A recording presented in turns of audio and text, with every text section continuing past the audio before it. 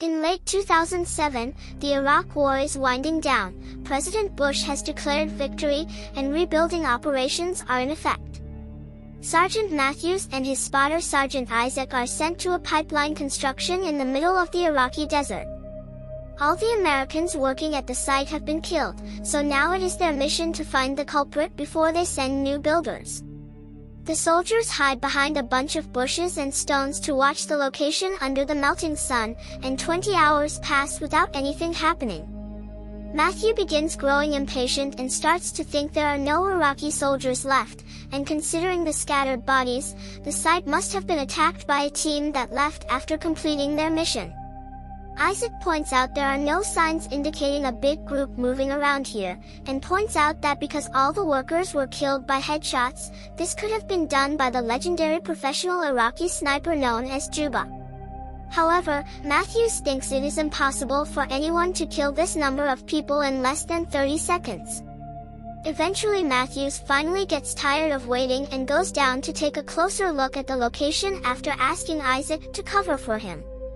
Isaac explains his scope is becoming unclear, and Matthews teases him for not changing it sooner, but this one is important for Isaac because it used to belong to a fallen comrade.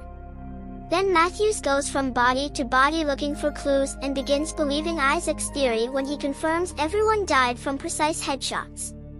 He goes to the middle of the site to figure out the possible direction of the shots while Isaac begs him to retreat, but suddenly a shot is heard and Matthews falls to the ground, suffering great pain in his abdomen. Desperate to help his friend, Isaac runs down in a zigzag path to avoid any incoming bullets, but when he is about to reach Matthews, he gets shot in the leg. Isaac has no choice but to leave Matthews behind and run to hide behind a broken wall. Suffering but still alive, Matthews contacts Isaac and tells them to call the base and ask for backup. First though, Isaac notices his leg wound is quite awful, so he proceeds to tie a belt around it to stop the bleeding. Then he grabs his radio bag and tries to contact the base, only to discover he has no signal because the sniper had shot the antenna.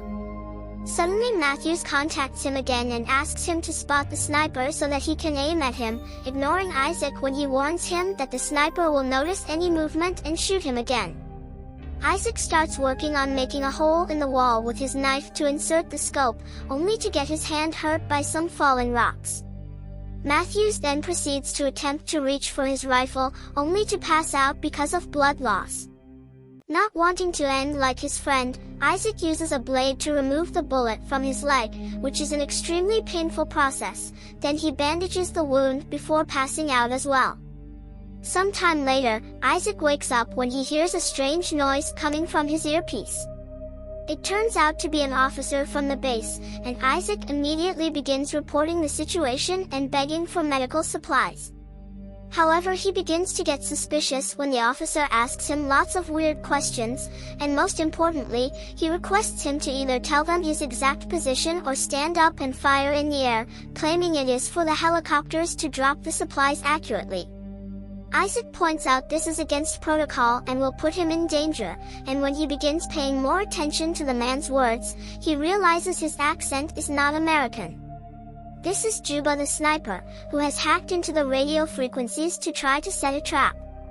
Isaac does not fall for it and calls him out, but instead of hanging up, Juba begins asking him questions, claiming he wants to know Isaac better. Isaac tries the radio again, but it is still not working.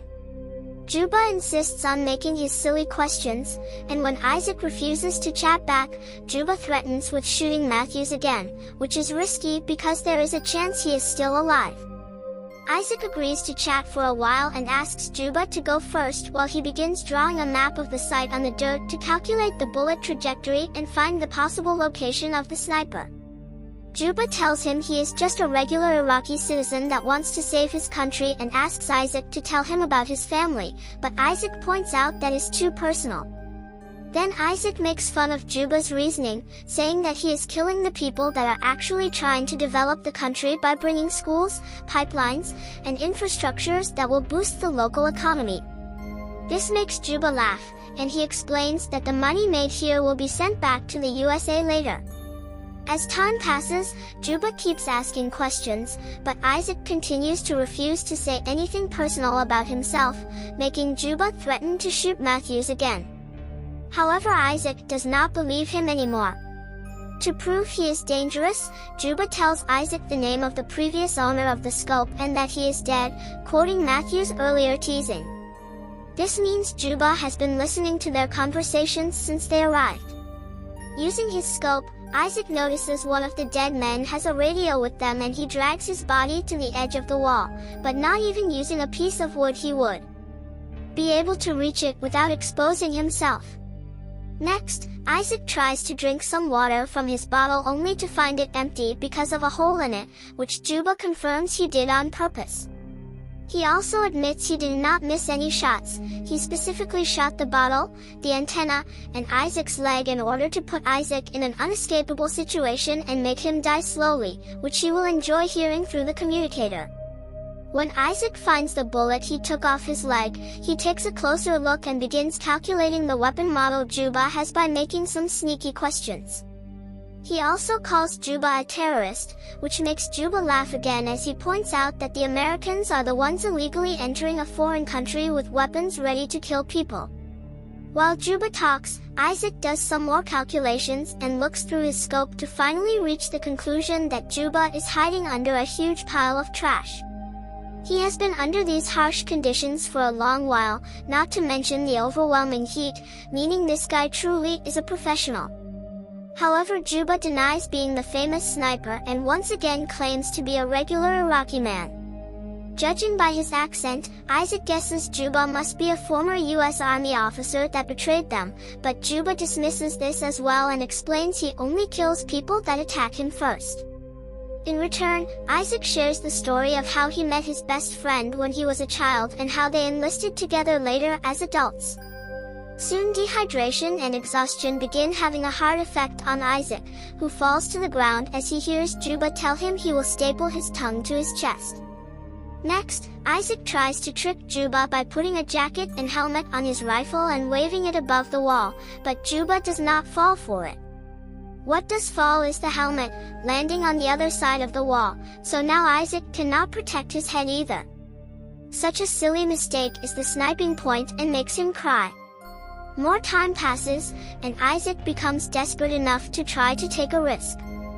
He runs towards a body lying on the ground and steals his bag and radio before running back to the wall as he dodges all the bullets Juba immediately throws at him. In the bag, Isaac finds water and some candy that he immediately devours, but unfortunately this radio isn't working either.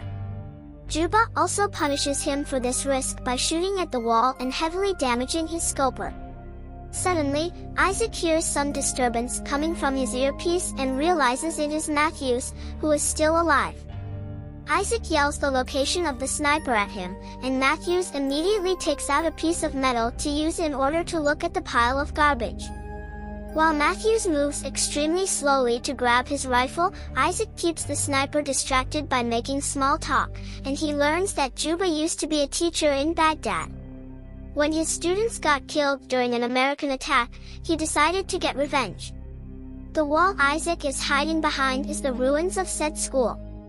Then Juba asks Isaac while he keeps carrying the damaged scope, but since Isaac refuses to answer, Juba threatens to shoot Matthews again. Desperate to save him, Isaac confesses that he keeps the scope in memory of his old friend, who died because of a mistake Isaac made, and he still feels guilty. In the meantime, Matthews places his rifle and blindly aims at the pile of trash, shooting at all the bullets he has as Isaac shoots as well to pretend the noise comes from him. When Matthews is about to reload his gun, Juba suddenly shoots him back, hitting him right on the shoulder. Isaac asks Matthews to crawl toward him to find safety behind the wall, but unfortunately when Isaac goes close to the edge to help, Juba shoots Matthews in the head. Isaac has to watch him die and finally snaps right into a breakdown, saying he wants to go home. Juba informs Isaac that if he really wants to leave then he will not shoot him, but Isaac is skeptical. Later, Juba asks Isaac why he is still there despite the war being already over. Isaac pauses for a moment before replying he is there because it was actually he who killed his old friend. It turns out he accidentally shot his previous sniper partner while trying to kill an enemy, and Isaac has been lying to everyone, saying his friend had been killed by the bad guys. Suddenly, Isaac hears some noise coming out of the radio and rushes to check the signal, being happy to hear conversations going on.